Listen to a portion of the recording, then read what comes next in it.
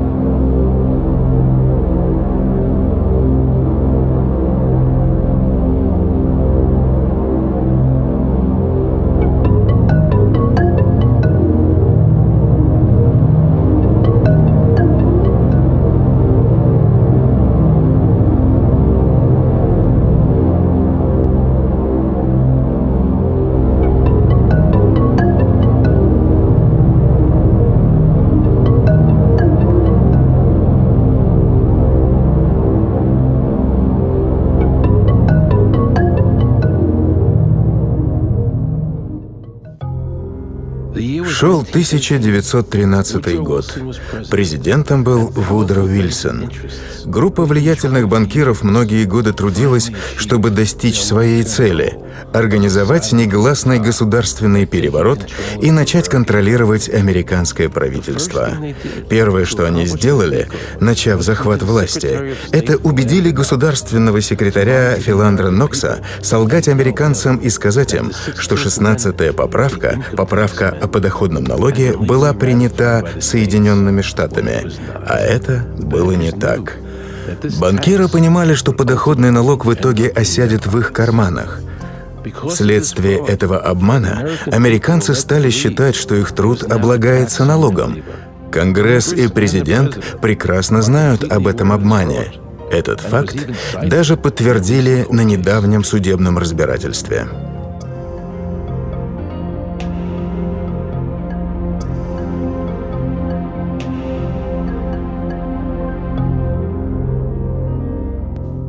В тот же год банкиры провернули еще одно, самое дьявольское мошенничество по отношению к американскому народу.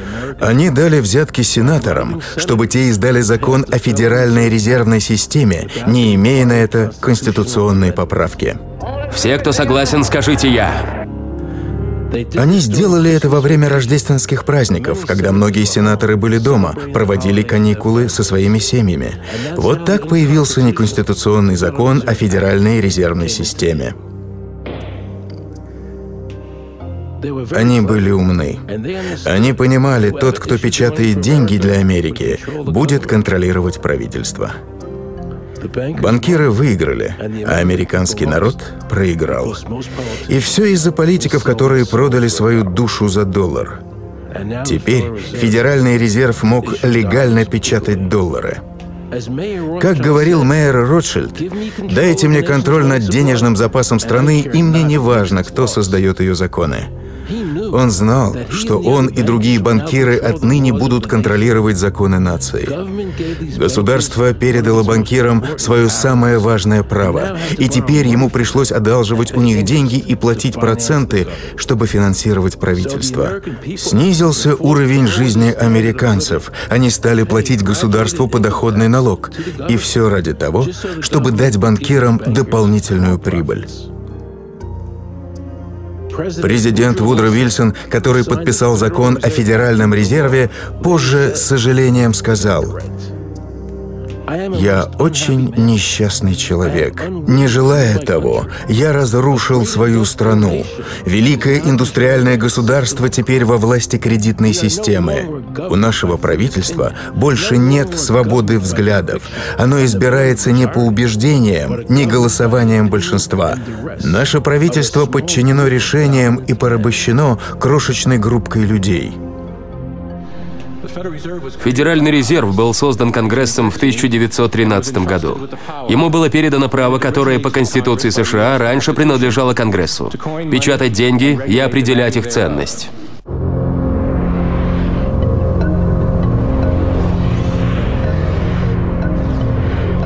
Америка. От свободы к фашизму. Том 1.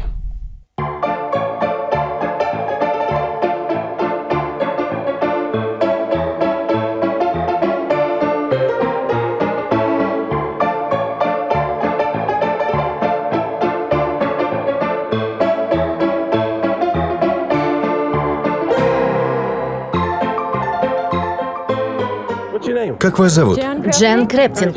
Привет, Джен, я Аарон Руссо. Я продюсировал фильм... Если это шутка, Нет, это не шутка. Нет. Я продюсер фильмов «Поменяться местами» с Эдди Мерфи и «Роза» с Бет Мидлер. А сейчас снимаю документальный фильм. Я хочу узнать, платят ли люди подоходный налог. Вот вы, например, платите подоходный налог? да, плачу. Платите? А вы видели закон, который требует оплаты подоходного налога? Читала ли я его? Видела ли текст черным по белому? Нет. Вы платите подоходный налог? В последнее время? Нет, я не платил в прошлом году. Извините, вы снимаете? Я заплатил налоги. Вы видели закон о том, что вы должны платить подоходный налог?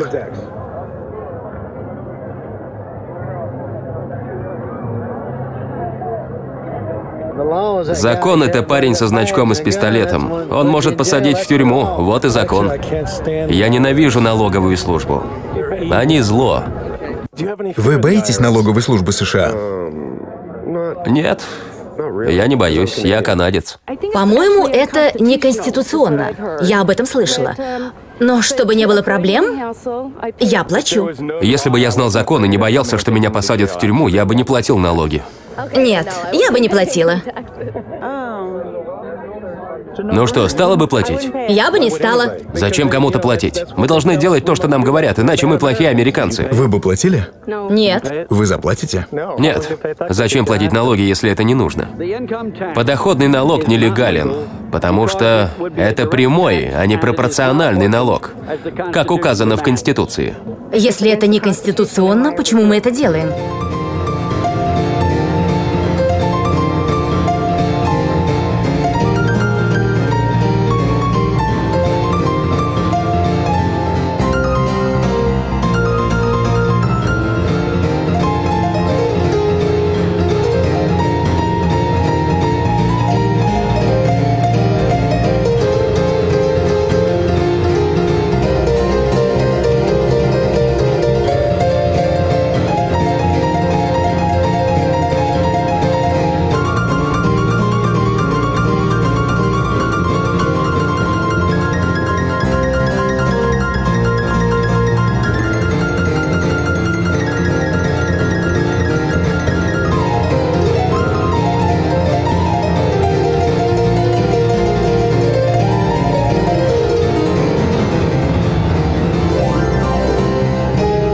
А еще есть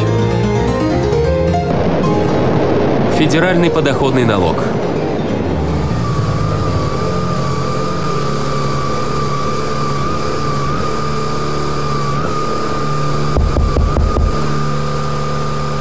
Внутреннее налоговое управление. Это отстой. Фильм Аарона Руссо.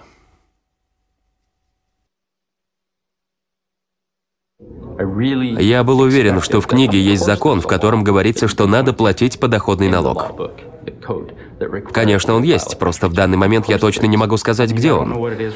По наивности, я решил поискать его и вновь встретиться с вами. 3,5 месяца спустя я так и не нашел закона, который бы четко говорил об этом.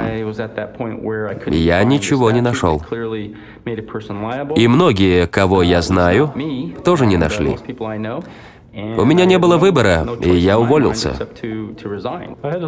Я ушел из налоговой службы, потому что собрал доказательства, что агентство нарушает закон и права людей. Я потребовал у агентства ответить на мои вопросы. Агентство сказало, что оно не будет отвечать. и что мне предоставят документы на увольнение. 7 июля 2000 года фонд «Мы народ» напечатал полостную рекламу в USA Today. В рекламе тому, кто покажет этот закон, предлагалось 50 тысяч. Для меня 50 тысяч – это много. И я этим занялась. До меня доходили все эти слухи, и я решила, что убью сразу 2 зайцев. Отвечу на вопросы, которые мне задают люди, и заработаю 50 тысяч долларов. В 2000 году я провела расследование. Я веду его до сих пор. Я так и не нашла этот закон. Я спрашивала в Конгрессе, я многих спрашивала. И налоговую службу, и отдел, который консультирует Конгресс. Они не могут ответить. Если они ответят, американцы узнают, что все это мошенничество. Я был удивлен, что эти образованные и подготовленные агенты налоговой службы говорили мне о том, что закона, требующего заполнения налоговой декларации и выплаты налога на труд, нет. С момента увольнения я не заполнял налоговую декларацию. Я не заполняла налоговую декларацию с 1999 года. Этого не делают примерно 67 миллионов человек. Я принял решение отправиться в Вашингтон, чтобы посетить пресс-конференцию фонда «Мы народ». Они хотели подать групповой иск против налоговой службы, который подписали 3000 человек. Налоговая служба отказалась показать закон, в котором сказано, что американцы должны платить налог на труд. Мне было интересно, почему налоговая служба не хотела показывать закон. Ведь это очень просто. Я скептически отнесся к заявлениям фонда. Ведь должен же быть закон, правда? Нам все время повторяли, что мы должны платить подоходный налог. Нет налогом! Нет налогом! Нет ответов, нет налогом! Большинство людей считают, что подоходный налог законен, и что налоговые сборы используют во благо общества. Тем не менее, у нас есть множество доказательств, что налоговая система – это самая разрушительная форма тирании. Это самая большая ложь правительства, направленная против работающих мужчин и женщин Америки. Граждане Америки вместе с фондом просили налоговую службу показать им законодательную базу, на которой основана принудительная система сбора налогов в нашей стране. Люди на государственном уровне пытались связаться с высшими эшелонами власти, например, с руководством налогового управления, и все одно и то же. Они получали ответы, в которых не было главного. На улице стоят люди, которые утверждают, что закона, который заставляет их платить подоходный налог, не существует. Вы не отвечаете на их петицию к правительству по поводу того, должны ли они платить налоги. Должны ли они? Я плачу налоги с тех пор, как получил первую работу. Мне кажется, это фундаментальная основа нашего государства. Мы ожидаем и требуем услуг от нашего правительства. Правительство защищает нашу страну при помощи армии. Оно обучает наших детей. Оно защищает окружающую среду. Мы должны платить за эти услуги. Да, я считаю, что это важная обязанность. Ее понимают и хорошо принимают.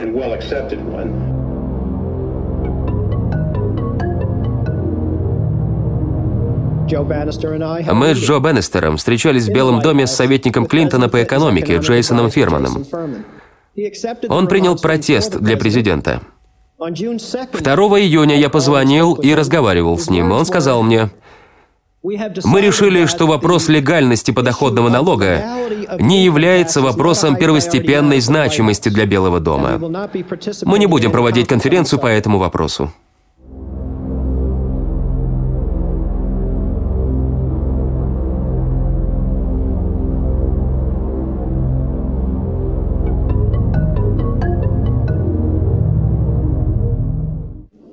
Я решил голодать, пока не умру, или пока мое правительство не согласится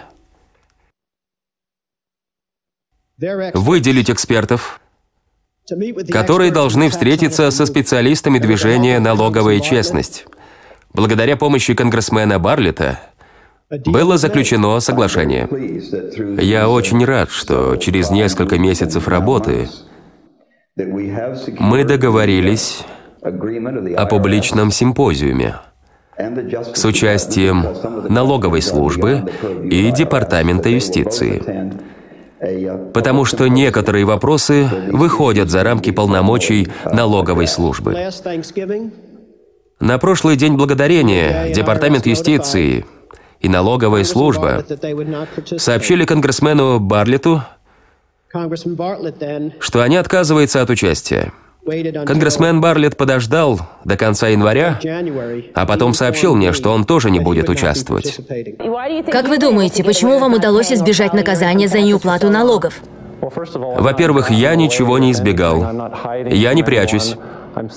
Я просто прошу налоговую службу показать мне закон, который требует, чтобы я это делал. Подозрительно, что они не хотят отвечать на мои вопросы и на вопросы других людей, других организаций, которые хотели бы получить ответы. Они ведут себя очень подозрительно, когда им предлагают сесть за один стол с американским народом и объяснить ему его обязательства. Вместо того, чтобы взять в руки стул, они берут в руки биту. Дэвид Клей Джонсон из «Нью-Йорк Таймс» спросил Терри Лемонса из налоговой службы, почему налоговая служба не отвечает на вопрос, заданный в петиции американского народа. Мистер Лемон ответил: правительство отвечает на этот вопрос, осуществляя правоохранительную деятельность через суд. Это очень пугающая ремарка. Налоговая служба использует грубую силу вместо цивилизованного общения. Федеральное правительство отказывается показать закон американскому народу, у которого отнимают частную собственность, не имея на это никаких законных прав. Закона нет. Нет закона, который требует, чтобы среднестатистический, работающий в частном секторе американец платил прямой и пропорциональный налог на труд, оплачивая услуги правительства. Такого закона нет. Марш был остановлен у здания внутренней налоговой службы. Они пришли вручать групповой иск против налоговой службы. Очень смелый шаг. Меня зовут Чарльз, и я пришел вручить претензию от имени американского народа. К ней приложены письменные показания, данные под присягой нельзя снимать. Робертом Джей Шульцем.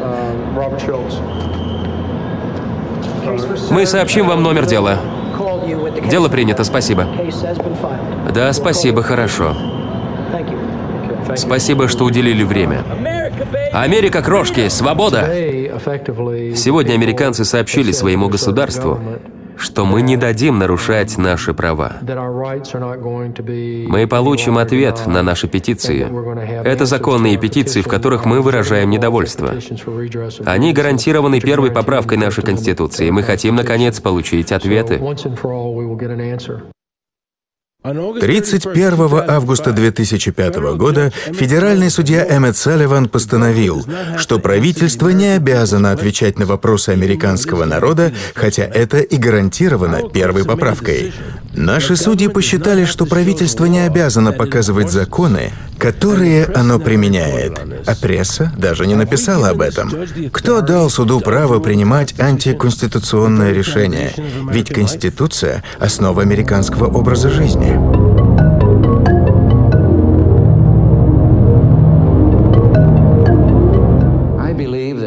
Я считаю, что по духу и по сути наша налоговая система стала антиамериканской. Возможно, смерть и налоги неизбежны, но незаконные налоги нет.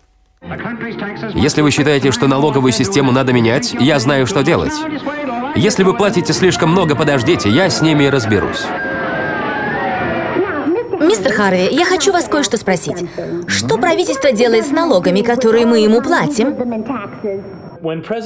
Когда был избран президент Рейган, первое, что он сделал, это собрал экспертную группу из ведущих бизнесменов, которую возглавил Питер Грейс. Их задачей было исследовать разные аспекты федерального правительства и составить отчет. Одна из цитат этого отчета: 100% собранных налогов идут на оплату процентов по федеральному долгу. Все собранные налоги исчезают до того, как хотя бы цент будет заплачен за услуги, предоставляемые правительством налогоплательщикам. Если мы платим зарплаты конгрессменам и сенаторам, значит, мы их содержим? Ну, да. Да. Тогда почему мы не можем уволить их, как подчиненных? Людям промыли мозги. Им говорят, что налоги нужны, чтобы содержать правительство. Это глупость. Если это правда, то как мы содержали правительство с 1776 по 1913 год? Главная задача налога — не повышать доходы, а перераспределить богатство и контролировать общество. Многие скажут: но если не будет подоходного налога, что будет с образованием? Вы не понимаете, что образование оплачивается в основном из местных налогов на недвижимость. Кто-то скажет: а как мы будем строить и ремонтировать наши шоссе, если в правительство не будут поступать деньги? Нам нужны дороги. Каждый галлон бензина, который тратят люди, обложен налогом. Средства от подоходного налога не идут на строительство дорог. Количество денег, которые мы тратим на военную оборону, точно равно количеству налогов, собранных с корпораций. Это законно и конституционно. Я думаю, нам по многим причинам не нужен подоходный налог. Во-первых, это инструмент тоталитаризма. Это средство манипуляции народом. Вы оказываетесь в абсурдной ситуации. Каждый год вы передаете федеральному правительству документ, где вы пишете: «Вот как работали мои деньги». Если вы солжете, вы отправитесь в тюрьму. Вы обязаны отдать им финансовый отчет, который может отправить вас в тюрьму, если он не точен. Да? По закону они должны делать то же самое. Они должны передавать вам финансовый отчет о том, что они сделали с вашими деньгами. Вы это делаете, а они нет. В 1999 году у военного департамента был 1 триллион 100 миллионов неподкрепленных документами перерасчетов.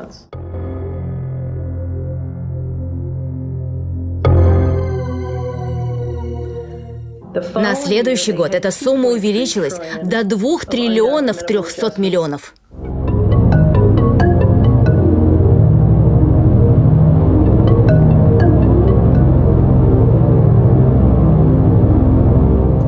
Я решил позвонить в налоговую службу. Я говорил с пресс-атташе Энтони Берком. Он был со мной очень вежлив. Я объяснил ему, что я известный кинопродюсер и что я снимаю документальный фильм о налоговой службе. Он был немного шокирован. Он сказал, что комиссар Иверсон и другие сотрудники не будут комментировать в фильме вопрос о подоходном налоге. Но он сказал, что перезвонит мне. Я его поблагодарил. Но я так и не мог понять, зачем правительство создает такие сложности, не позволяя людям увидеть закон. Я решил привести свою команду к зданию налоговой службы и попробовать взять интервью сотрудников. Вот что случилось. Я просто сказал, что вам нельзя тут снимать. Назовите мне закон, по которому я не могу тут снимать. Что за закон? Покажите мне закон, где это написано.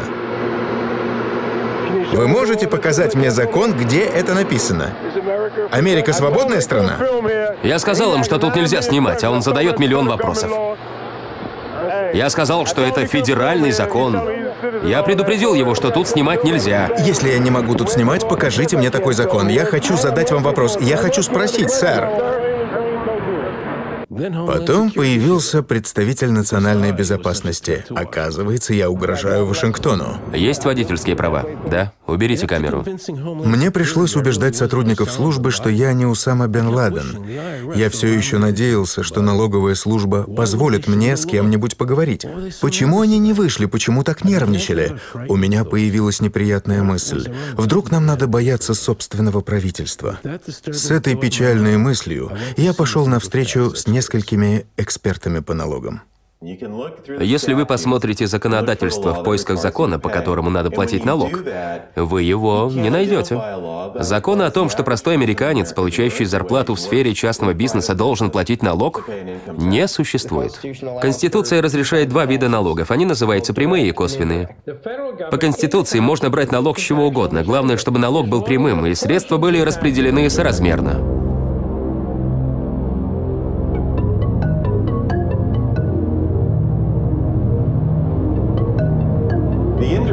Косвенный налог — это, например, акцизный сбор. Я могу не платить акциз на бензин, если буду ездить на велосипеде.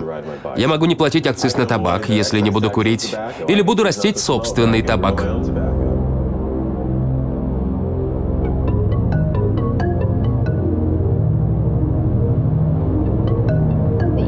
Подоходный налог, который применяется сейчас, не соответствует критериям прямого и косвенного налогообложения. Налоговая служба утверждает, что начиная с 2013 года 16-я поправка дала правительству право использовать третий вид налогообложения. Что по этому поводу сказал Верховный суд?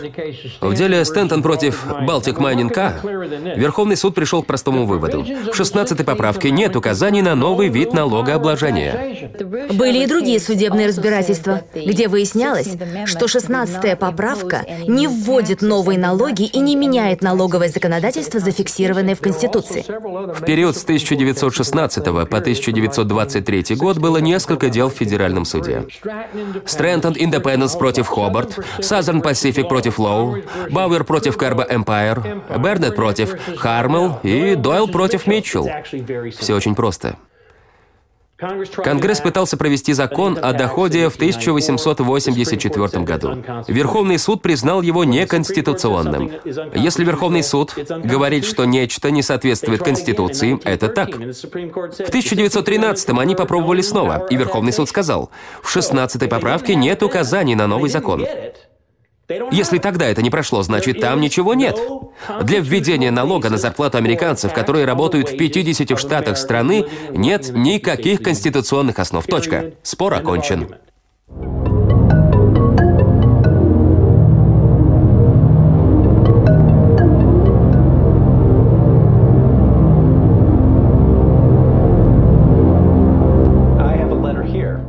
У меня есть письмо из канцелярии Дэна Инауэя. Тут сказано: отдел исследований Конгресса не нашел никаких постановлений, которые требуют от человека платить подоходный налог. Точка. Все, конец истории. Закона нет. До сих пор никто не смог доказать, что есть закон, требующий от тяжело работающего американца уплату подоходного налога. Определение прибыли в Конституции было дано в деле Эйснер против Маккомбер. Это выручка, полученная от какой-либо деятельности. В деле Дойл против Митчелла 1918 года сказано: доход или прибыль получается от совместной деятельности. Иными словами, это не зарплата, это не дивиденды, это не алименты. Это прибыль, полученная от совместной деятельности.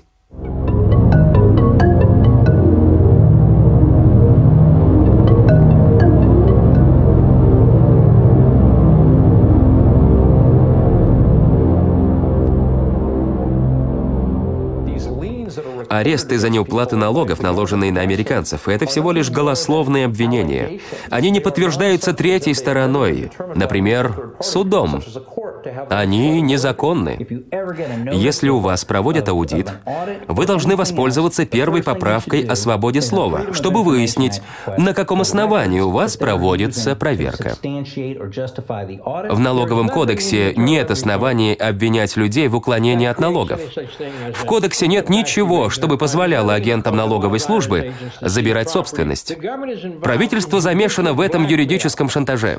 Правительство знает, если оно по закону заберет чью-то собственность, у человека не будет денег, и он не сможет нанять адвоката. Я проводил расследование по поводу 18-го пункта Уголовного кодекса. Там очень конкретные указания по поводу закона. Там написано, что такое нарушение закона. А в пункте 26 нет никакой конкретики. Даже ФБР боится налоговой службы. Вы должны понять, если агентство незаконно вводит налог, которого не существует, ему на все наплевать. Если мы, народ, не знаем свои права, они нам о них не скажут. Если бы американцы узнали, что налоговая служба сознательно обманывает их, Этого было бы достаточно для восстания против нее. Вот эта маленькая книжечка содержит Конституцию США, Биль о правах, Декларацию независимости. Этот документ должен прочитать каждый гражданин. Этот документ освободил целую нацию. А это Кодекс внутренних доходов. Неверно интерпретируя этот кодекс, налоговая служба поработила страну, которую этот закон освободил. Я был под впечатлением от людей из движения «Налоговая честность». Они не были психами. Они очень умны, хорошо подготовлены и очень искренние. Я думал, почему я не читал об этих решениях Верховного суда в прессе? Я очень хотел узнать мнение внутренней налоговой службы. Чтобы получить правдивую историю, я должен был выслушать обе стороны. Я надеялся, что Энтони Берг перезвонит мне. Мне показалось, что он честный человек. Здравствуйте, это сообщение для Аарона Руссо. Это Энтони Берг из налоговой службы. Я могу порекомендовать вам 2 человек, с которыми можно поговорить. Один — это Дон Александр, бывший комиссар службы, он сейчас в Вашингтоне. Другой — Шелдон Коэн, тоже бывший комиссар и бывший главный советник. Эти люди могут ответить на вопросы о законе о подоходном налоге. Я подумал, отличные новости. Я позвонил Шелдону Коэну. Он был когда-то руководителем налоговой службы. Он написал налоговый кодекс. Кроме того, он был консультантом налоговой службы. Он настоящий эксперт. Лучшего человека для моих вопросов найти сложно. Он любезно согласился встретиться со мной. Я делаю этот документальный фильм, потому что в Америке сейчас многие считают, что не существует закона, по которому можно собирать подоходный налог. Многие садятся из-за этого в тюрьму. Кодекс внутренних доходов основан на 16-й поправке. Это надо прояснить. По-моему, правительство должно объяснить это людям. Почему комиссар налоговой службы для начала не объяснит, почему так? Я думаю, они этого не хотят. Они просто играют в игры. Думаете, борцы с налогом нечестны? Они не искренни. А что такое добровольное соблюдение? Почему налоговая служба говорит, что этот налог платится добровольно, а не принудительно? Это просто такое выражение. Мы разве говорим о добровольном соблюдении, когда речь идет о дорожных сигналах? Вы останавливаетесь на красный свет в 2 часа ночи. Да. Там стоит полицейский. Иногда не останавливаюсь. Я тоже, как и большинство людей. Большинство этого не делает. Да. Это добровольное соблюдение. Это противоречило логике. В правилах дорожного движения написано, что вы обязаны останавливаться на светофоре. В налоговом кодексе сказано о добровольном соблюдении. Добровольное и принудительное — это разные вещи.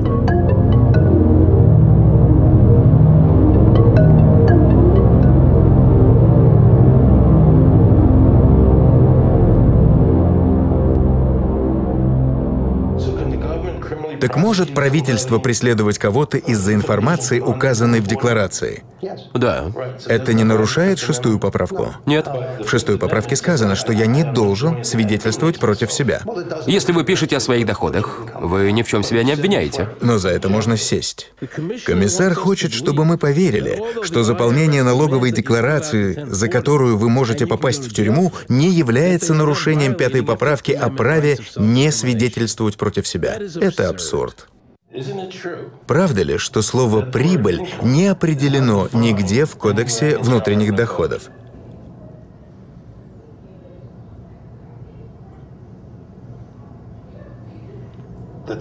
Закон гласит, что правительство имеет право собирать налоги с любой прибыли. Значит, слово «прибыль» не определено в Кодексе. Там написано «прибыль» без определения. Все верно. Прибыль не определена. Верно. Правильно? Да. Разных налогов очень много. Как американцы могут знать, что такое прибыль, если она не определена в Кодексе? Его определяет суд. Вы помните, что сказал адвокат по конституционному праву Эдвин Виера? Конституционное определение прибыли было дано в деле Айснер против Маккомбер. Это выручка, полученная от какой-либо деятельности. Значит, федеральный суд вынес определение. Прибыль — это не зарплата, это не труд, это доход от совместной деятельности. Я считаю, что труд человека — это его личная собственность. Это ваша точка зрения, это не закон. Верховный суд также сказал, что труд — это ваша частная собственность. Когда я на кого-то работаю, это обмен, равноценный обмен. Я делаю работу, вы даете мне деньги.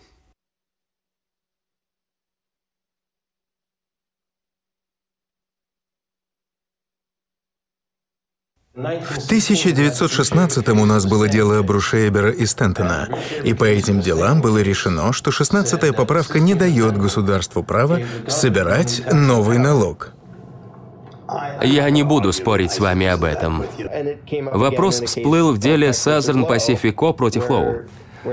Суд решил, что 16-я поправка не наделяет государство правом взимать новый налог. Если до принятия 16-й поправки налог не брали, после принятия его тоже брать не должны. Сегодня я говорил с присяжной, которая разбирала одно дело. Суд присяжных признал человека невиновным за неподачу декларации. Я спросил, почему они признали его невиновным? Она сказала, потому что налоговая служба не может представить нам закон, где написано, что он обязан подавать декларацию. Если есть закон, им просто надо показать его. А они этого не сделали. А почему они этого не сделали? Потому что закона нет. Пункт 26 требует заполнять налоговую декларацию. Но разве этот пункт не должен соответствовать решению Верховного суда? Вы хотите взять дело 20-х годов и наложить запрет на закон, который был написан после этого? Нет. Я не верю своим ушам. Вернемся назад. Вы хотите взять дело 20-х годов и наложить запрет на закон, который был написан после этого? Нет. Вы помните, раньше он говорил, что Кодекс внутренних доходов основан на 16-й поправке. Кодекс внутренних доходов основан на 16-й поправке. Помните, что Верховный суд решил, что 16-я поправка не дает государству права вводить новые налоги? И это решение не отменялось. Послушаем дальше. Значит, Кодекс выше решения Верховного суда? Нет. Как можно сажать в тюрьму людей, которые не платили налог за свой труд, если Верховный суд сказал, что они не обязаны этого делать? Разве Кодекс не должен следовать решениям Верховного суда? Это мой главный вопрос. Знаете, мы теряем время. Чтобы я не сказал, вы мне не поверите. Он прав, я ему не верю. И вы не верьте. Он убеждает нас подчиниться налоговому кодексу, который противоречит решениям Верховного суда. Если Верховный суд решил... Спасибо, мы закончили. Мне очень жаль, мистер Коэн. А мне жаль, что вы все время спорите со мной. Вы должны платить налог, потому что так говорит закон и так говорит Верховный суд. Поэтому вы должны платить. Он говорит о суде низшей инстанции, решения которого не соответствуют решениям Верховного суда. Решения низшей инстанции не всегда соответствуют решению Верховного суда. Верховный суд постановил. Где? Я не подготовился. Я вернусь. Я не хочу говорить. Можно задать гипотетический вопрос? Нет. У вас глупые аргументы. Почему решения Верховного суда глупые аргументы? Потому что они неприемлемы. У меня остановилось сердце. Он только что сказал, что решения Верховного суда неприемлемы для налоговой службы. Такая ситуация возможна только в тоталитарном государстве. Может, в Китае, в России или на Кубе, но не в Америке. Они придумывают законы по ходу дела. Я понял, что движение налоговой честности говорит правду. Налоговая служба процветает благодаря угрозам и страху, а не благодаря закону. Это ничем не отличается от преступного рэкета. Они используют силу, чтобы забрать ваши деньги. Бывший налоговый комиссар сейчас работает в уважаемой юридической фирме. И это меня пугает. Смотрите. Аарон, вы знаете идиш? Если вы не знаете идиш, это значит, ничто вам не поможет. Теперь все стало ясно. Я понял, почему налоговая служба отказывалась от съемок и обсуждения закона. Я понял, почему все сенаторы, которым я звонил, отказывались от интервью. Закона нет. Теперь вы знаете то, что наши политические лидеры и суды знали много десятков лет. Они пытались скрыть это. Конституция США запрещает прямой неразделяемый налог на зарплату американских граждан. Верховный суд США несколько раз решал, что налог на прибыль – это налог на полученную выгоду, а не на зарплату или труд. От имени американского народа я требую от налоговой службы показать мне закон, который разрешает налагать прямой неделимый налог на зарплату и труд американского народа. Если я не прав, я готов извиниться перед налоговой службой. Если налоговая служба не права и закона нет, то любой человек, попавший за это в тюрьму, должен быть сейчас же выпущен на свободу, и любая отнятая собственность должна быть возвращена хозяину. Если это правовое государство и свободная страна, тогда налоговая служба должна показать закон американскому народу.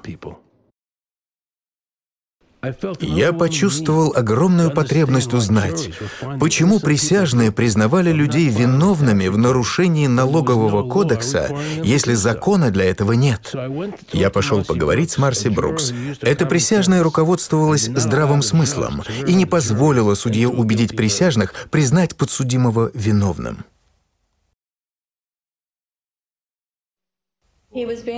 Он обвинялся в 3 случаях неуплаты налогов. Ясно. Мы думали, что тут решать? Вопрос лишь в том, подал он декларацию или нет. Мы не думали, что он может быть невиновен, ведь он не платил налоги. Но в федеральном законе это не считается мошенничеством. Обвинители решили, если мы хотим посадить этого парня, мы обратимся к власти. Они позвонили в налоговую службу агенту Крейнеру. Крейнер? Крейнер? Да, агент Крейнер. Да, это Кен Дори, он тоже следователь.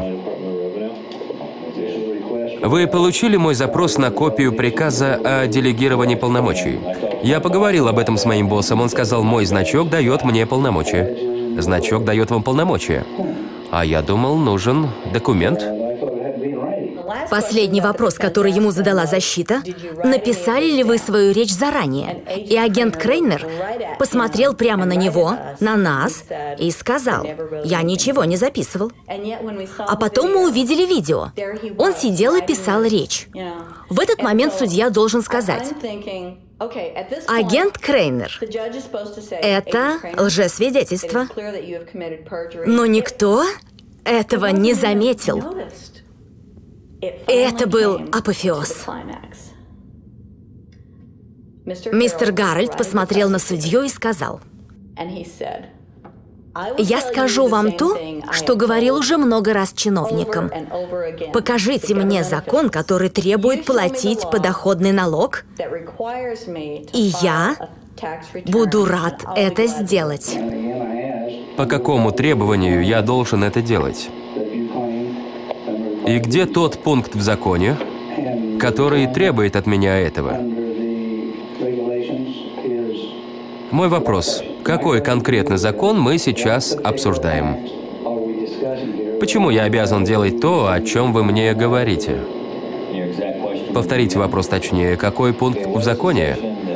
Видимо, я не понимаю ваш вопрос, мистер Харрелл. Вы же должны знать, какой правовой порядок вы защищаете.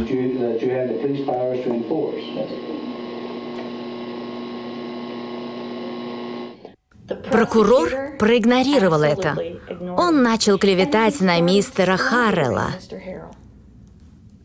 Начал критиковать его как человека.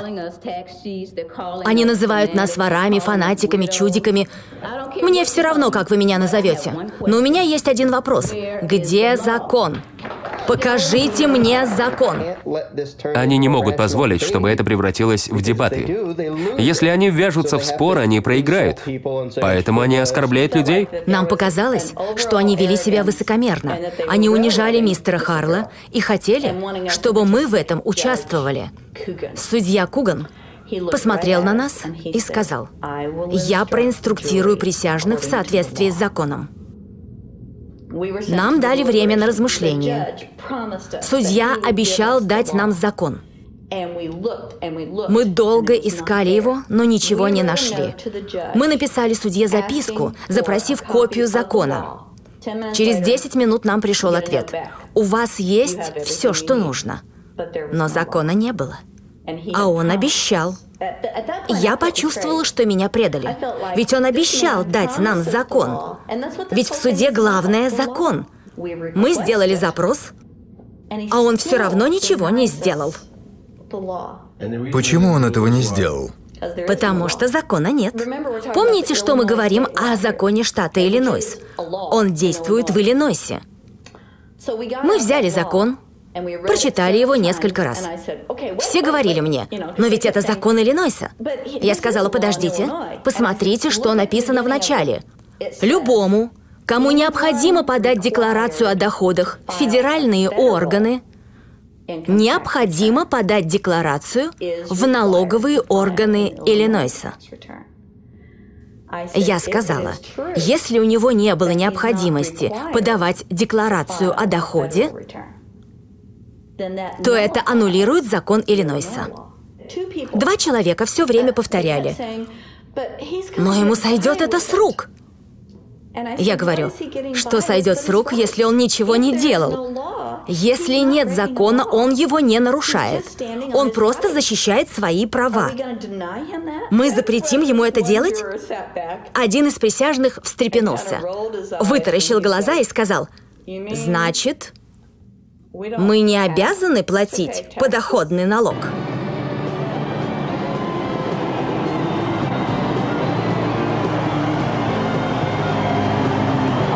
Неожиданно мы поняли, что это очень важное дело. И последствия этого решения повлияют на будущее, если об этом узнают. Мы открыли серьезную государственную тайну. Когда мы вышли, чтобы объявить вердикт, судья был удивлен. Он был уверен, что мы признаем человека виновным. Я говорю это потому, что видела его лицо.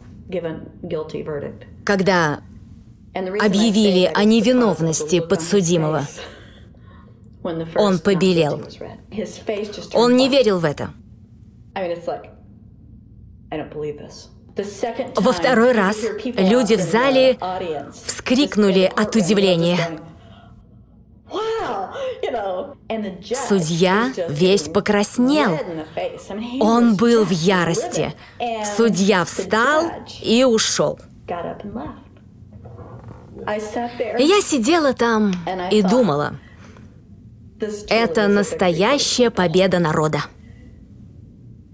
И я никогда не чувствовала большего патриотизма. Я знала, что мы поступили правильно. Я посмотрела на этого человека, на мистера Харрелла, и подумала, система не всегда работает, но в этот раз для этого человека она сработала. В ноябре 2004-го правительство арестовало бывшего следователя по уголовным делам налоговой службы Джо Беннистера. Они обвинили его в клевете за то, что он сказал американцам правду о подоходном налоге. Присяжные согласились с Джо. Беннистер оказался честным и искренним человеком. Он работает на закон. Верни Скугланд, пилот Federal Express, утверждает, что нет закона, по которому американцы должны платить подоходный налог. Она тоже выиграла в суде. Налоговая служба подала в суд на 24 граждан за то, что они утверждали, что нет закона, который требует от них уплаты подоходного налога. Но ни судья, ни прокурор, ни налоговая служба не могли представить этот закон, потому что его нет. Присяжные вернулись с единогласным решением.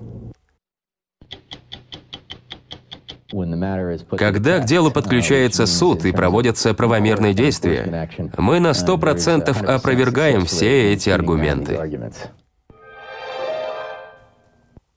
У мафии есть кодекс, и они ему следуют. Это кодекс чести. А у налоговой службы такого кодекса нет.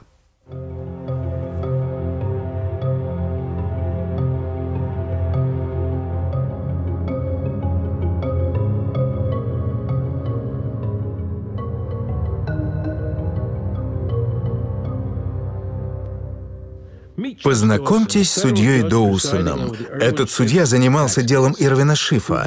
Он не позволил Ирвину доказать присяжным, что в Америке нет закона, который предписывает платить подоходный налог. Он отказал ему в этом, сказав: «Я запрещаю говорить о законе в моем суде». Он сделал так, что правительству не пришлось показывать закон присяжным. Он сказал им: «Вы должны следовать закону, который даю вам я». Никто не знает закона, потому что закон — это то, что говорит судья. В судах низшей инстанции в делах о неуплате налогов не разрешают использовать в качестве доказательства решение Верховного суда.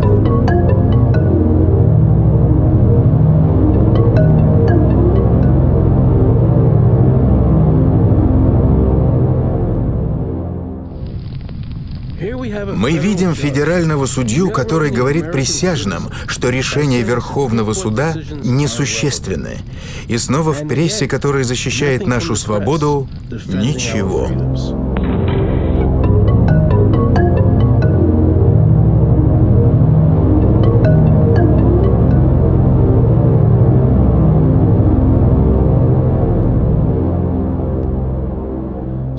Если вы когда-нибудь станете присяжным в налоговом деле, обязательно попросите судью показать закон, подписанный Конгрессом, где написано, что правительство имеет право брать налог с зарплаты. Если судья не покажет вам закон, как вы в здравом уме сможете обвинить кого-то и разрушить его жизнь?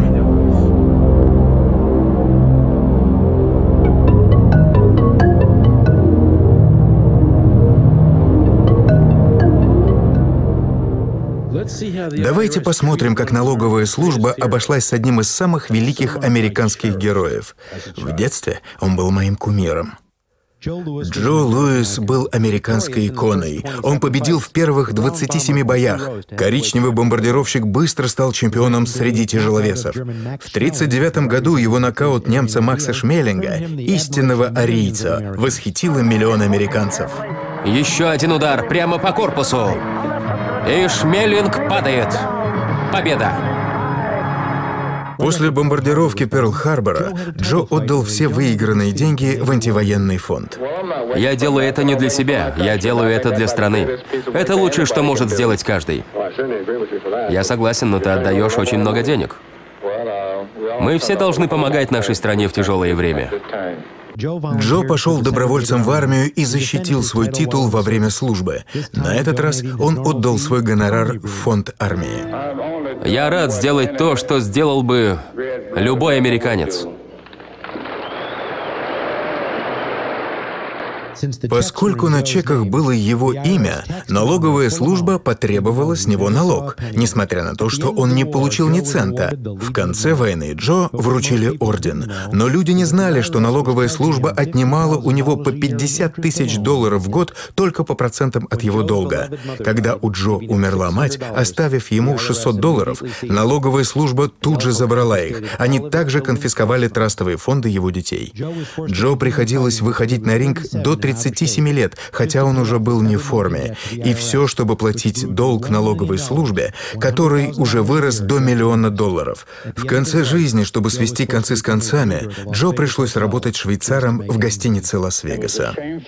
Было стыдно видеть, что такого человека, как он, великого боксера, великую личность, унизили и уничтожили. Если ты должен денег налоговой инспекции, они заберут у тебя все, что есть.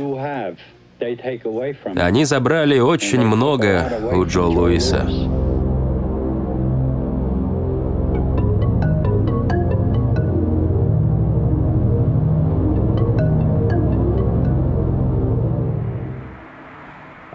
Я принял решение поехать из Вашингтона на пляж Вирджинии. Я услышал истории о 2 семьях, которых преследуют налоговые службы. Их бухгалтер оклеветал их, сказав, что они наркодилеры и не платят налоги. Как ни удивительно, налоговая служба начала проверять их бизнес и обыскивать их дома, даже не проведя расследования, при том, что эти люди не нарушали закон. В субботу утром 4 группы начали одновременно обыскивать 4 разных места. В субботу перед Пасхой.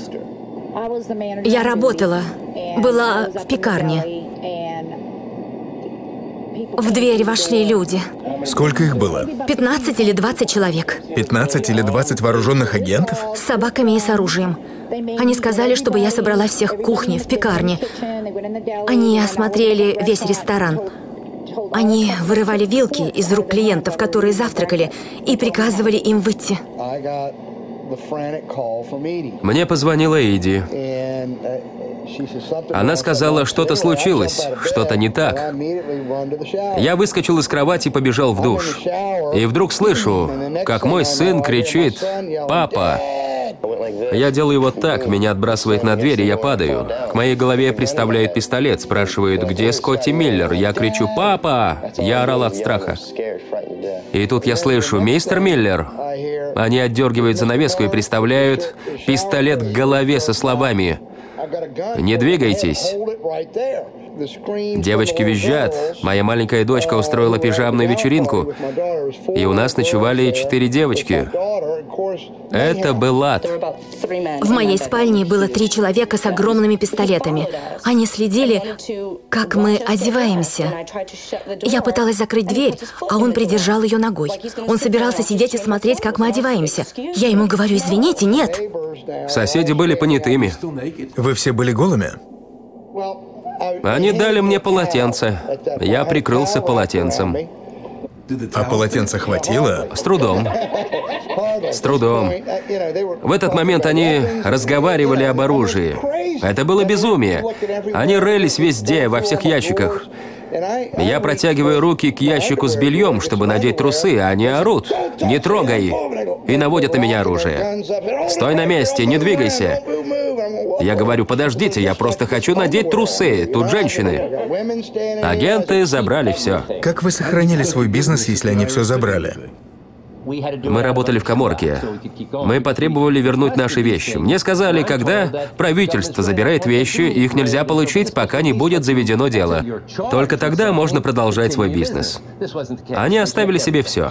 Вам так и не предъявили обвинения? Конечно, нет. В чем нас обвинять? Когда ты говоришь о налоговой инспекции, весь мир прячется. Весь мир так пугается, что даже не хочет об этом говорить. Я выступал перед Конгрессом. Я хочу знать, почему налоговая служба ворвалась в мою жизнь и отказалась покинуть ее. Я воспитывал детей в нетерпимости ко лжи. А теперь они слышат обвинения, что я крупный наркодилер и налоговый преступник. Они нападают на многих людей, и большинство говорят: «Мы все заплатим, только уйдите». Просто уйдите. Когда это случилось, нам пришлось подать на банкротство. У нас забрали машины. Моя дочь не смогла пойти в колледж. Думают ли они о жизнях, которые они уничтожили? Думают ли они о разрушенных домах и собственности? Нет. Мы никогда не думали, что с нами может случиться подобное. Мы не делали ничего плохого. Как такое может быть в Америке со мной? Я думал, что все делают правильно. Я служу своей стране, я учился в колледже, я чего-то добился в своей жизни. Я всего 1 раз заплатил штраф за превышение скорости. Я платил налоги 40-50 лет, у меня не было аудиторов. Так что же случилось? У меня начал неприятно сжиматься желудок. Я думал, как Америка могла так измениться? Мы были свободной страной с правительством, заботившимся о нашем благе. Права людей были защищены Конституцией. А теперь эта страна говорит, что она свободна, но на самом деле такой не является. Изменения начались с появлением Федерального резерва. Америка приняла несколько позиций из коммунистического манифеста. В США появился Центральный банк. Те же люди, которые поддержали систему Федерального резерва, поддержали шкалу подоходного налога. Это вторая позиция из коммунистического манифеста. Вы знаете, что Федеральный резерв — это частный банк, а не государственное агентство? Нет, я этого не знала. Это частный банк? Меня это пугает. Если бы вы узнали, что Федеральный резерв делает деньги на ваших налогах, что бы вы почувствовали? Злость. Я чувствую ее сейчас. То есть меня обмануло мое правительство? Я бы разозлился. Отстой. Они все контролируют. Я решил вернуться в Вашингтон, чтобы встретиться с Ароном Полом. Он работает в Конгрессе уже 20 лет. Я встречался с ним в 1998 году, когда баллотировался на пост губернатора Невады. Я знал, что он честный и искренний человек. Я решил, что он поможет мне и расскажет о будущем американского народа. Кто владеет Федеральным резервом? Это секрет. И мы не можем узнать, что происходит. Конгресс создал его, но он не прописан в Конституции. Правительство берет деньги у частной корпорации, которая использует в своем названии слово «федеральный» и печатает на деньгах слово «США». Оно платит Федеральному резерву, которым владеют частные банки. Мы не знаем, что это за банки. Правительство платит частным банкирам те деньги, которые они получили от нас с вами. Зачем американскому правительству одалживать деньги и платить по ним проценты, если оно может печатать деньги самостоятельно и бесплатно? Федеральный резерв не более федеральный, чем Federal Express. Я никогда не видел полного списка его владельцев. Правительство работает на частный банк, а частный банк работает на своих владельцев, а не настоящие хозяева. Люди говорят со мной о демократах и республиканцах. Они не понимают разницы. Я говорю, вот как разобраться. Это как организованная преступность. Надо просто назвать республиканцев семья Дженовезе, а демократов семья Гамбино. Люди во власти относятся к этому как к игре в карты. Они зарабатывают кучу денег. Иногда за столом кто-то стреляет друг в друга, но если кто-то покушается на их игру, они вместе встают на ее защиту. Обе партии контролируются финансовыми и экономическими группами. Банки и правительство становятся партнерами. Правительство дает им право выпускать деньги, напечатанные банком. Своей властью правительство заставляет всех принимать эти банковские деньги. За последние 100 лет они превратили нацию свободных помощников в нацию подчиненных. Еще один шаг, и они будут рабами.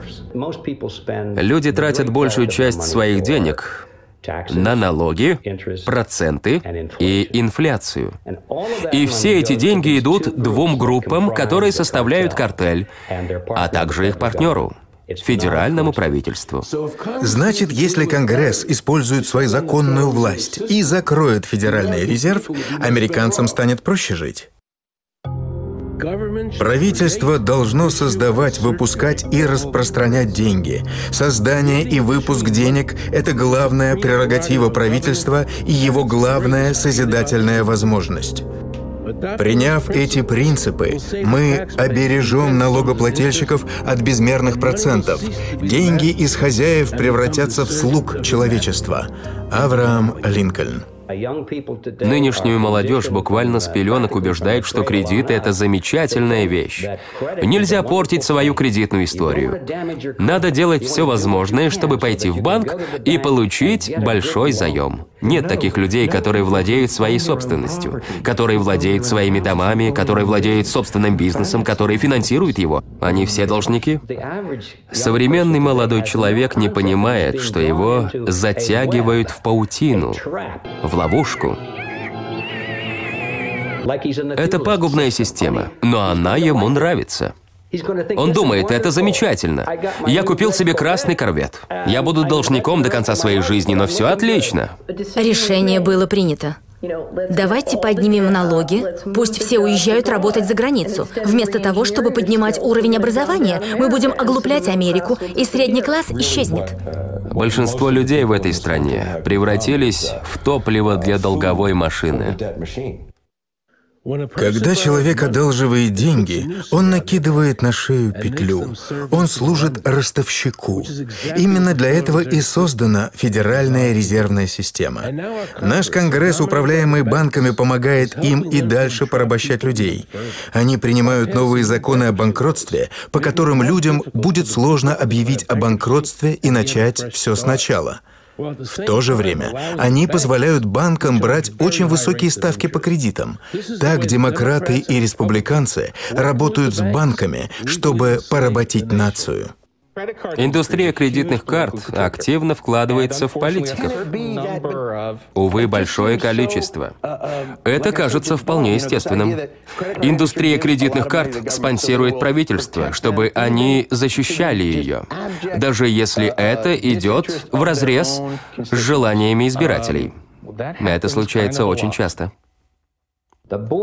Члены Совета директоров Федеральной резервной системы назначаются президентом из списка, подготовленного самими банкирами.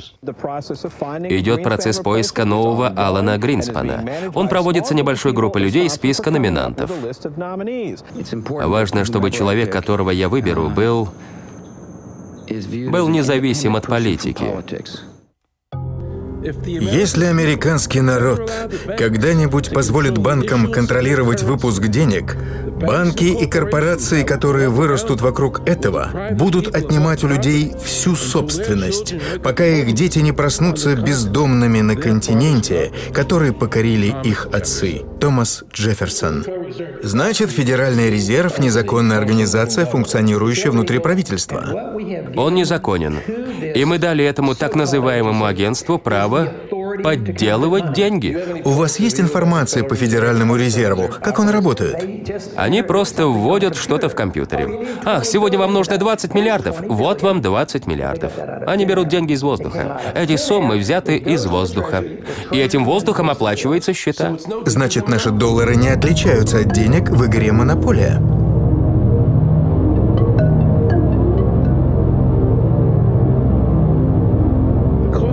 Стоимость жизни стала дороже, потому что Федеральный резерв и федеральное правительство уничтожили покупательную способность доллара.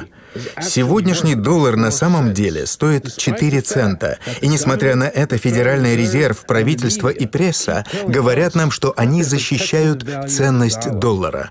Это ложь. Все страны, которые пытались создать деньги из воздуха, были уничтожены. Почему мы отдали монополию на печать денег из воздуха частной корпорации? Результат такой же, как если бы у вас каждый год обчищали карманы. Именно это они и делают. Бумага была подтверждением, что эти деньги существуют. С годами правительство разорвало связь между бумагой и реальным имуществом, которым являются деньги. Теперь эти бумажки ничем не обеспечены. В прошлом люди могли приносить бумажные деньги в банк, чтобы получать настоящие деньги – золото, в обмен на их бумажки. Это ограничивало количество денег, которые можно было напечатать. Таким образом, защищалась их покупательная способность. Вам не стоит волноваться. Это хорошо, потому что я работаю на 3 работах и чувствую, что я могу внести вклад. На 3 работах? На 3, да. Уникальные американцы – это фантастика. В отсутствии золотого стандарта нет возможности защитить сбережения от конфискации через инфляцию. Нет безопасного способа сохранить ценности. Золото — это защитник прав собственности. Алан Гринспен. До того, как он стал работать на Федеральную резервную систему. А сейчас Алан Гринспен и другие банкиры хотят, чтобы мы верили, что бумага — это настоящие деньги. Это просто ловкость рук, это трюк фокусника. Чтобы сохранять власть над правительством и людьми, они должны убедить вас, что эта бумага — настоящие деньги.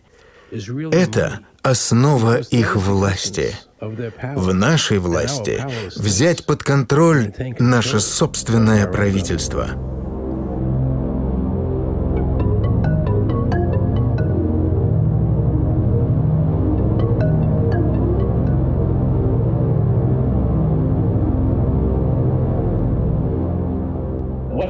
А что случилось с золотом в Форт-Ноксе? Никто не знает. Когда я работал в комиссии по золоту, я попросил их провести еще один аудит. Помню, что мы проверили только 15%. Это золото американского народа. Мы хотим, чтобы его посчитали и сказали американцам, сколько его там. Мне говорили, что золото контролирует Федеральный резерв. Это гарантия за доллары, которые они печатают. Они указывают золото в своем балансе. Как Федеральный резерв, частный банк может могут иметь на балансе золото. Они говорят, что хранят его для казначейства. Значит, частные банкиры управляют американским золотом. Они могут забрать все богатство Америки. Такая возможность есть. Почему Конгресс не скажет, где золото американского народа? А у них не проводят аудит. Они печатают деньги США. И их не проверяют? Нет. Разве Федеральный резерв не подчиняется Конгрессу? Конгресс игнорирует свою надзорную обязанность. Президент это не контролирует, и Конгресс тоже. Они не контролируют этот картель. Они только делают вид. В конечном счете, банкиры Федерального резерва с помощью демократов и республиканцев обманули американский народ. Они взяли истинное богатство Америки, золото, и дали нам взамен клочок бумаги. И снова пресса молчит. Это мошенничество будет продолжаться до тех пор, пока Конгресс не перестанет прогибаться под банкирами из Федерального резерва, пока Конгресс не воспользуется законной властью, не закроет Федеральную резервную систему и не прекратит попирать нашу свободу. А есть ли закон, по которому люди должны заполнять декларацию? Не явно, но он применяется. Применяется насильно. Да. Но есть ли закон? Я не знаю такого закона.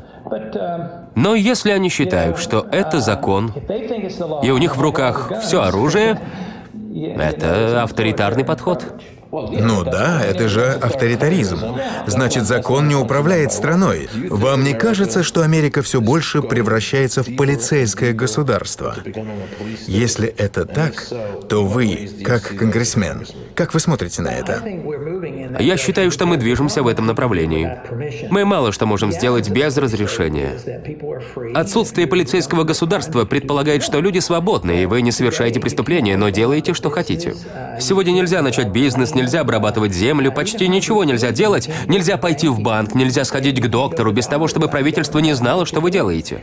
Они говорят о медицинской тайне, ее больше нет. О финансовой тайне ее тоже нет. Право владеть собственностью тоже исчезло. Вы должны получать разрешение у правительства почти на все. И если признак полицейского государства – это необходимость на все получать разрешение государства, то мы уже в пути.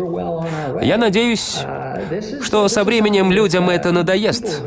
И тогда они скажут: «Все, хватит». Я искренне верю, что банковские институты, получившие право печатать деньги, более опасны для свободы, чем регулярная армия. Томас Джефферсон.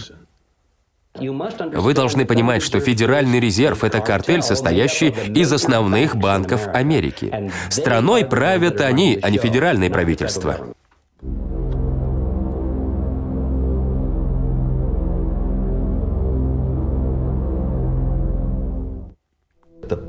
Власть у системы, которая имеет финансовый интерес.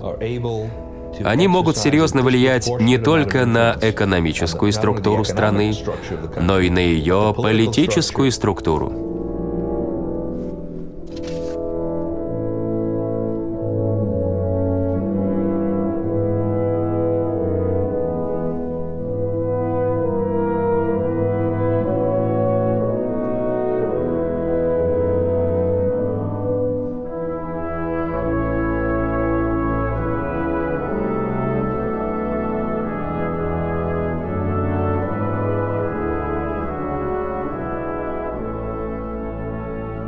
Сейчас правительство полностью контролирует наше здоровье. Это невероятно. И это делает не только наше правительство, но и какое-то секретное, многонациональное, бюрократическое правительство.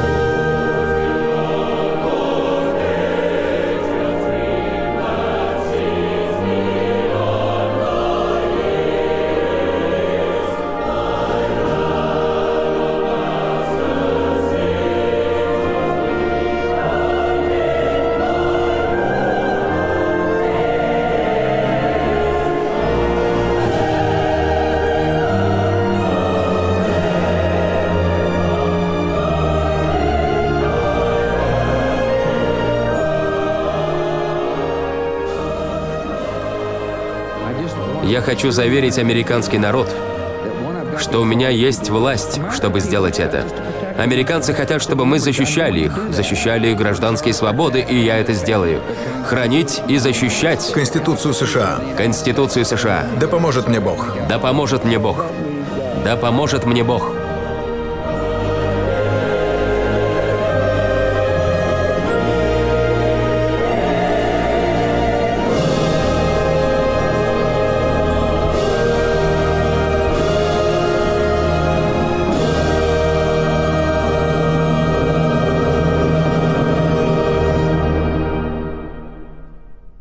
Если правительство использует силу и власть против собственного народа, чтобы добиться своих политических целей, значит, оно занимается терроризмом. Давайте посмотрим, как правительство унижает людей в Новом Орлеане. Никто не должен быть вооружен. Мы заберем все оружие. Это случилось сегодня в этом богатом районе, где владельцы домов вооружились, чтобы защитить свои имения. На жителей надели наручники, полиция забрала их оружие, но позволила им остаться дома. Правда, добрый благородный поступок со стороны правительства. Они разрешили людям остаться в собственных домах. Какие заботливые. Правда, теперь они не могут защитить себя от грабителей.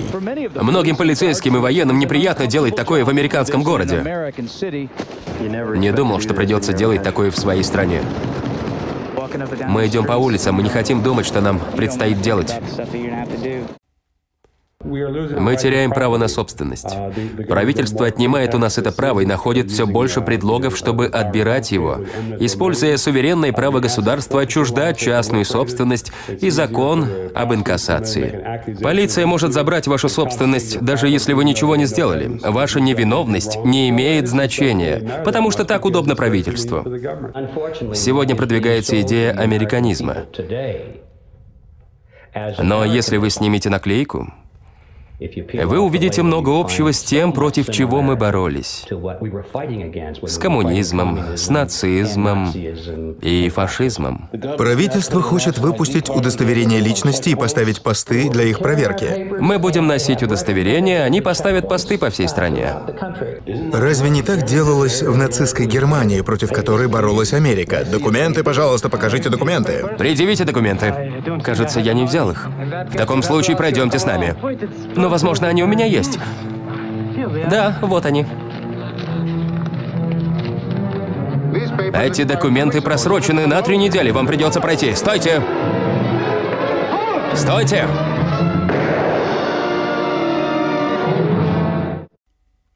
Описание государственного удостоверения личности занимает 3 или 4 страницы. Власти будут точно знать, что нужно делать. Оно будет содержать наши водительские права, социальную защиту, какие-то физические приметы, например, отпечатки пальцев или снимок радужной оболочки.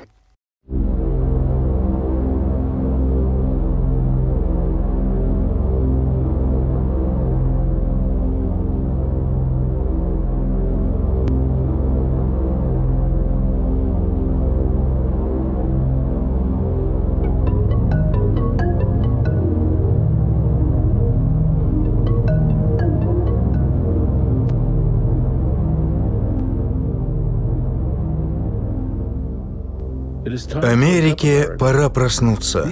Эти карточки нужны не для того, чтобы победить терроризм, а для того, чтобы контролировать американский народ. Я договорился об интервью с Кэтрин Олбрайт. Она один из главных специалистов по радиочипам. Ее книга «Шпионские чипы» подробно рассказывает об этой проблеме. Я хотел узнать, насколько опасны эти чипы для нашей свободы. Чип радиочастотной идентификации размером с песчинку или даже меньше. Они присоединены к миниатюрным антеннам и могут передавать информацию о предметах на расстоянии. В 1999 году Procter & Gamble, Gillette и AIT собрались вместе, чтобы решить, как получать деньги от этой технологии, как сделать чип маленьким, эффективным и недорогим.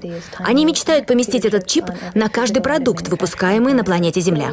Последняя разработка по контролю над покупками людей – это имплантируемый чип.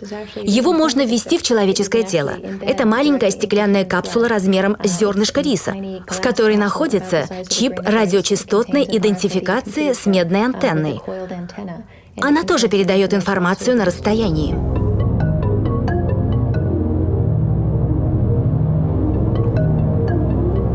Можно ли имплантировать чип в тело человека, чтобы отслеживать каждое его движение? Это серьезно обсуждается. Запомните мои слова, вы примете этот закон до окончания вашего срока. Сотрудники национальной безопасности и Министерства обороны проявили интерес к возможности более внимательно мониторить население США. И один из способов – это определять, кто что покупает и куда они относят эти вещи.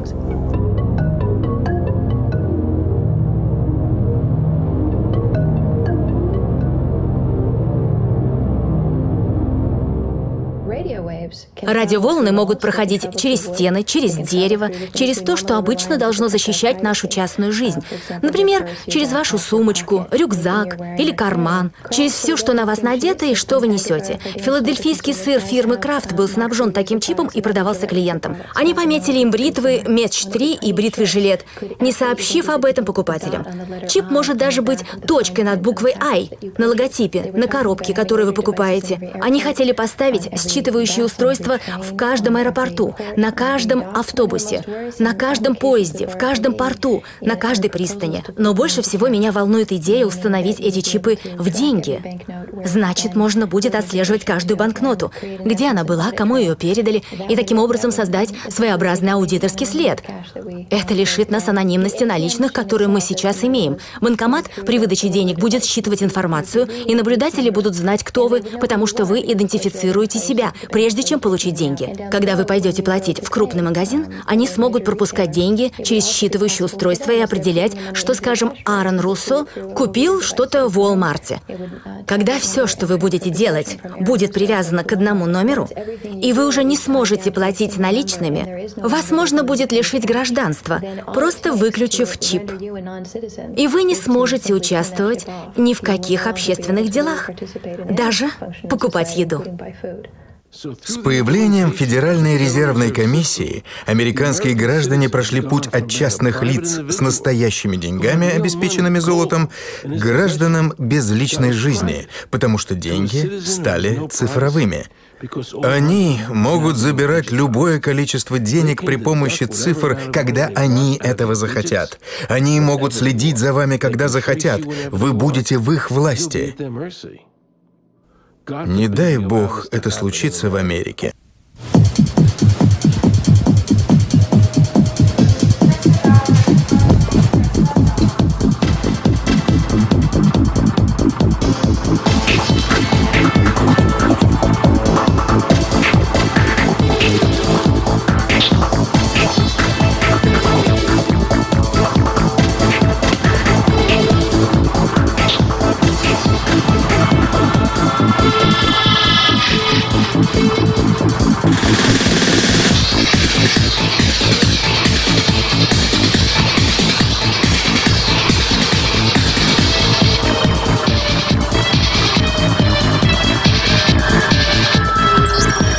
Excuse me, sir.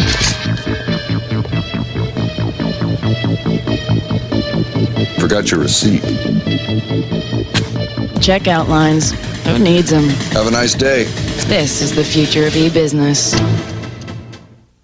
Это делается по нашему желанию. У нас появится большой брат, который будет следить за каждой покупкой, за каждым вашим движением, за каждой компанией, с которой вы имеете отношения.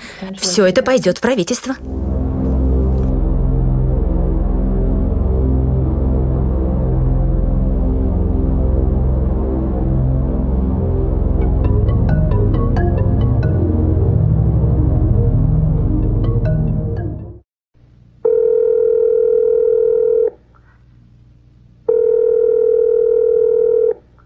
Пицца Пэлас, доставка за 30 минут. Это Мэри Джеймс. Что желаете? Здравствуйте, Мэри. Хочу сделать заказ.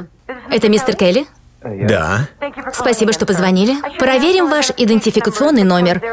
61020499998 4554-610? Да. Спасибо, мистер Келли. Вы живете по адресу Монтроуз-Корт, 736. Вы дома? Я уезжаю с работы, но... Можем доставить вам пиццу в ваш офис на Линкольн-авеню 175, хорошо? Нет, я еду домой.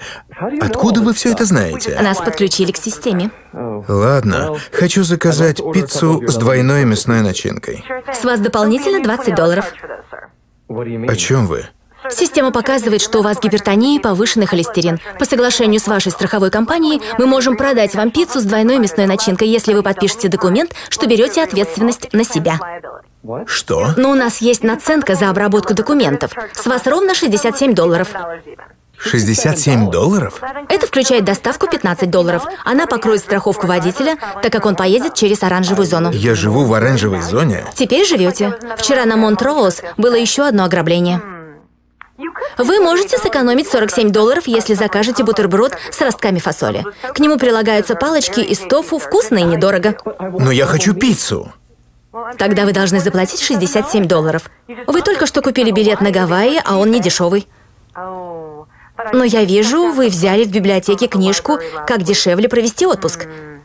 Решайте, сэр. Ладно.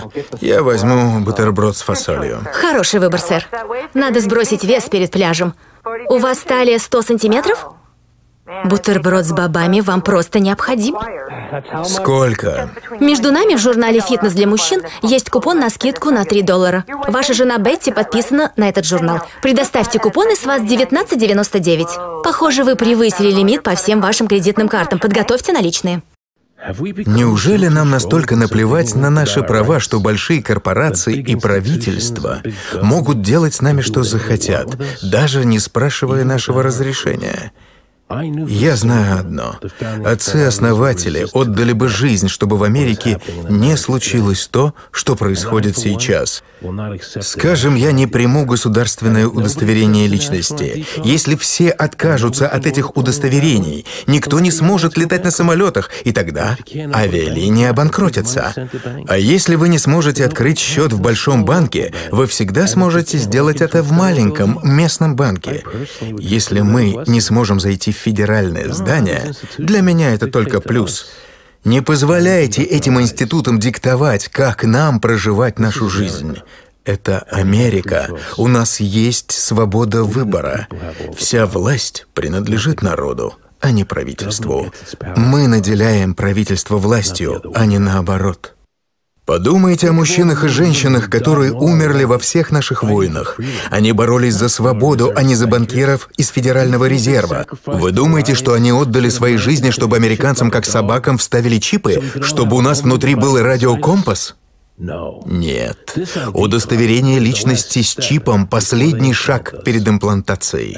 Поэтому люди должны отказываться от них. И знаете, что они сделают? Они запустят в прессе пропагандистскую машину и продадут эту идею, заявив, что это нужно для общественного блага. Мы работаем на технологии, которую называют ЛЛУ – личное локационное устройство. Это имплантируемое устройство, на которое у нашей компании есть патент. Это гибрид идентификационного устройства и навигатора. Оно называется ЛЛУ. К декабрю 2002 года будет готов прототип. Мы работаем с администрацией по контролю над продуктами питания и лекарствами и с законодателями. Обсуждаем будущее наших продуктов и ЛЛУ.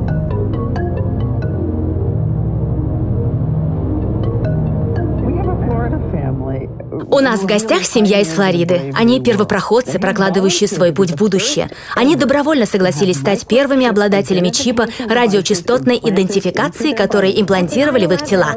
После 11 сентября я стала волноваться за безопасность своей семьи.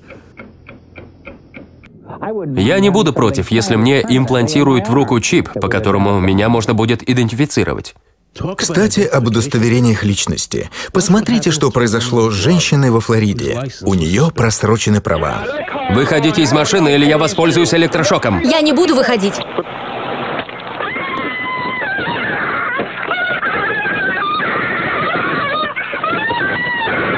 Почему вы кричите? Почему кричите? Лягте на живот. Руки за спину, сейчас же. Делайте, что я сказал, или я снова выстрелю. Сейчас же.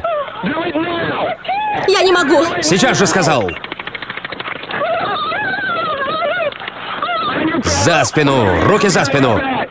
Я не могу. Не могу. Все вы можете. Все нормально. Смотри, у тебя кровь на форме. Боже мой. Вы били меня электрошоком и надели наручники. Вы арестованы. За что? У вас просрочены права. Вся власть у людей, но правительство отделило себя от народа и стало делать то, что народ не хочет. Власть постепенно переходит к правительству, и в итоге страна превращается в полицейское или тоталитарное государство. И теперь желание народа больше не имеет значения.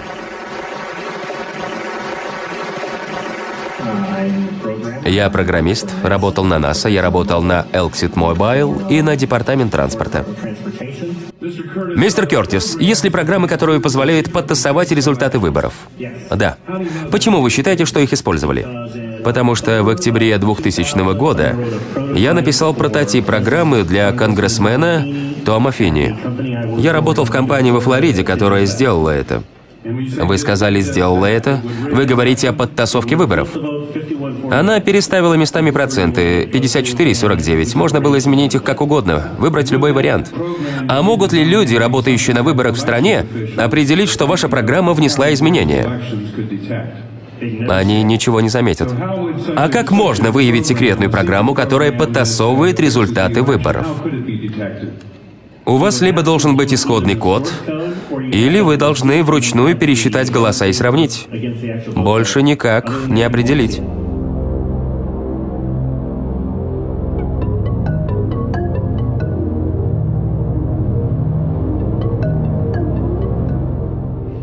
Учитывая наличие программы, которая может подтасовывать результаты голосований и показаний, данных под присягой об аномальных статистических погрешностях и серьезном различии полученных результатов выборов и экзит-полов, как вы считаете, были ли президентские выборы в Огайо подтасованы? Да, я считаю, что были. Иными словами, отныне мы не можем быть уверены в результатах любых выборов. Да, не можем.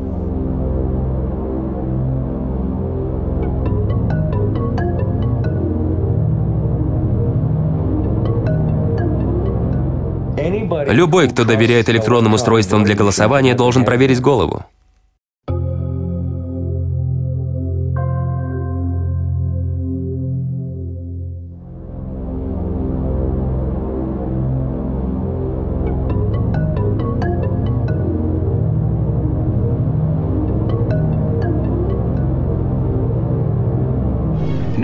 Мы видим приближение нового мира. И в этом новом мире должен появиться новый порядок. Новый мировой порядок будет построен. Он отменит понятие национального суверенитета, постепенно разъедая его. И это будет более действенно, чем старомодное прямое нападение. Журнал Совета по международным отношениям. У нас будет мировое правительство, хотим мы этого или нет. Вопрос в том, как оно появится, путем насилия или путем согласия. Пол Уорберг, советник по международной безопасности и создатель Федеральной резервной системы, в письме Сенату США.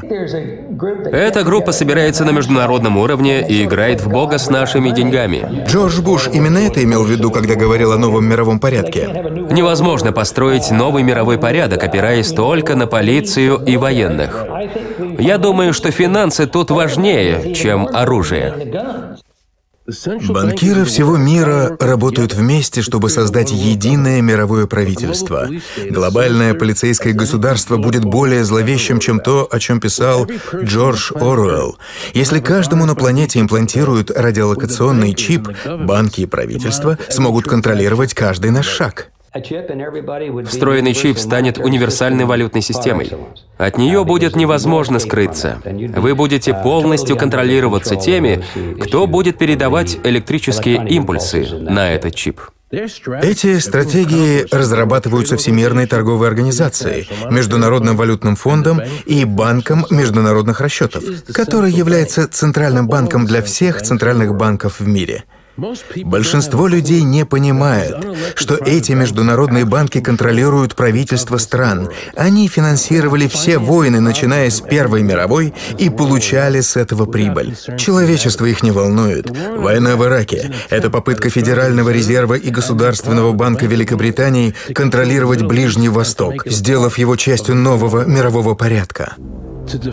Чтобы защищать новый мировой порядок, солдаты будут убивать и умирать. Артур Шлезингер. Совет по международным отношениям. Военные тупые, глупые животные, они лишь пешки во внешней политике. Генри Киссинджер. Совет по международным отношениям. А теперь послушайте цитату Роберта Райха, члена кабинета президента Клинтона и одного из самых приближенных его советников. «Грязный секрет заключается в том, что обе палаты Конгресса не имеют власти. Внутренняя политика США управляется Аланом Гринспеном и Федеральным резервом. Внешней политикой США управляет Международный валютный фонд. Если президент решает начать войну, ему больше не надо получать разрешение у Конгресса». Доктор Кэрол Квигли, профессор университета Джорджтауна, наставник президента Клинтона, написал в своей книге «Трагедия и надежда». Власть капитала имеет далеко идущие планы. Она хочет создать мировую систему финансового контроля, находящуюся в частных руках, которая сможет доминировать над политической системой каждой страны и над мировой экономикой в целом. Заместитель государственного секретаря в администрации Клинтона Строуп Талбот сказал: «В следующем веке не будет существовать стран. Все страны будут подчиняться централизованной мировой власти». Все эти так называемые договоры о свободной торговле, Североамериканское соглашение о свободе торговли и соглашение о свободной торговле между Центральной Америкой, Доминиканской Республикой и США — это совместная работа правительств разных стран и центральных банков, призванная создать мировое правительство. Это не свободная торговля. Эти соглашения подразумевают торговлю под контролем государства, и они губят американского рабочего. Через эти договоры банкиры могут контролировать мировые законы. Банкирам нужен мир без границ, и американское правительство подчиняется им. Если правительство так обеспокоено терроризмом, почему они не закрывают границы? Но при этом говорят, что американским гражданам нужно иметь удостоверение личности с чипом.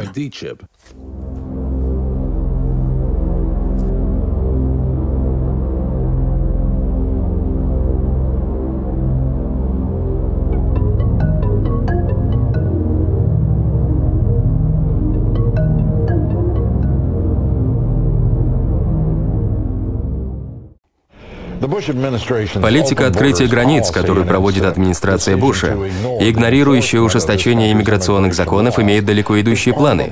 Президент Буш подписал официальное соглашение, которое прекратит существование США в таком виде, как мы знаем его. Он сделал этот шаг, не получив одобрения ни у Конгресса, ни у народа США. Репортаж Билла Такера. Партнерство по безопасности и процветанию Северной Америки звучит очень странно. Критики называют его «Североамериканское соглашение о свободе торговли» на стероидах.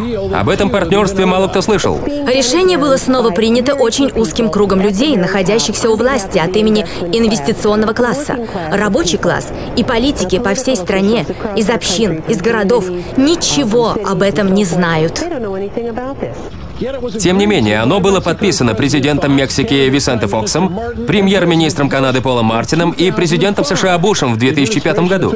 Представители администрации противостоят критикам, заявляя, что все касающееся партнерства выложено на сайте Белого дома.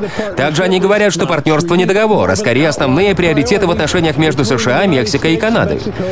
Тем не менее, многие не понимают, почему не было публичных дискуссий по поводу целей этого соглашения. Меня недавно спросили, есть ли у американцев смелость, чтобы подняться и остановить безумие, которое устраивает элитарная группа.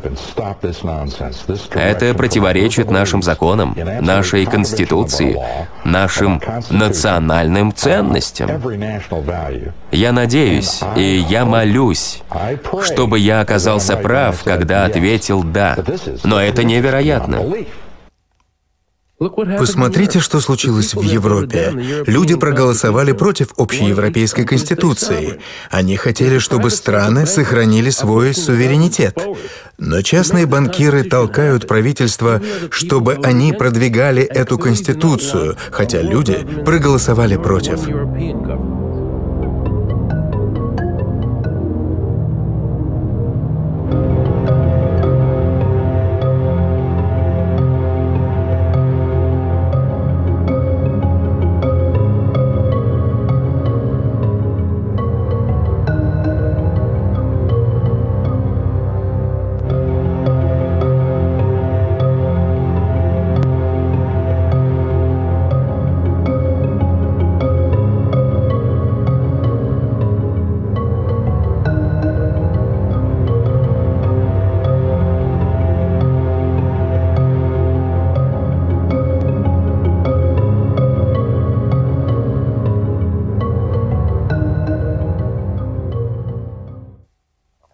А теперь послушайте внимательно цитату Дэвида Рокфеллера, и вы поймете, что сегодня происходит в мире и к чему идем мы, американский народ. Мы благодарны Вашингтон-Пост, Нью-Йорк Таймс, журналу Тайм и другим известным изданиям, чьи директора посещали наши собрания, за то, что они почти 40 лет держали свое слово «хранить тайну». Если в эти годы наши действия освещались бы в прессе, мы не смогли бы исполнить наши мировые планы. Но теперь мир стал более искушенным, и он готов к созданию мирового правительства. Надгосударственный суверенитет интеллектуальной элиты и мировых банкиров над национальным суверенитетом более предпочтителен, чем практика национального самоопределения прошлых веков. Дэвид Рокфеллер, член Совета по международным отношениям, верит, что нам будет лучше, если миром будет управлять он и его друзья-банкиры.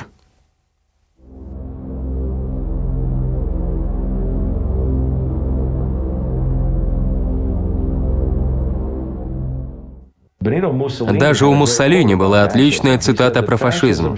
Он сказал, что фашизм стоит называть корпоративизмом, потому что это идеальное слияние корпорации и государства. Вот так он определил фашизм. Это мы и наблюдаем сейчас. Правительство контролирует информацию, которую получает пресса.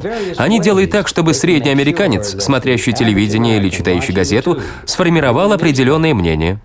Они говорят, вот это хорошо, а вот это плохо. И больше ничего делать не надо. Кто владеет СМИ в этой стране? Кто владеет CBS? Viacom. Кто владеет NBC? GE. Кто владеет ABC? Disney. Американцев научили ожидать помощи от правительства. Они не понимают, что правительство — это их главный враг. США пишет Конституцию для Ирака. Давайте отдадим им нашу. Она прекрасно служила нам 200 лет. Теперь мы ею не пользуемся, но какого черта? Давайте ее отдадим.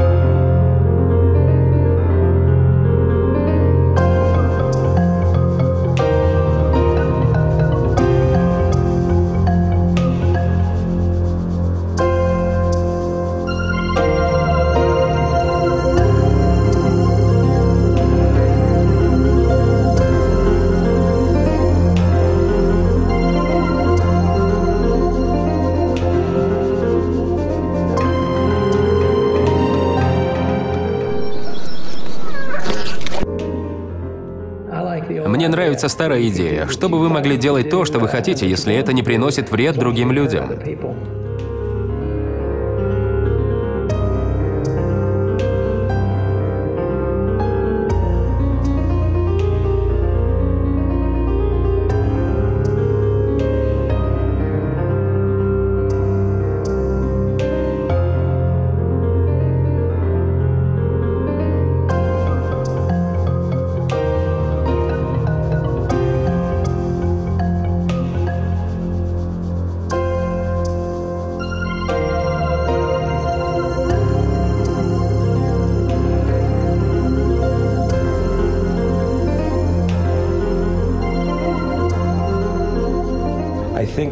Перед человечеством стоит выбор – эволюционировать или умереть.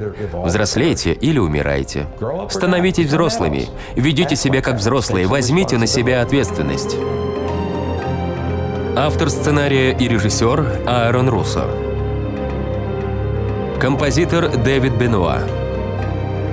Оператор Джеймс Солсбери.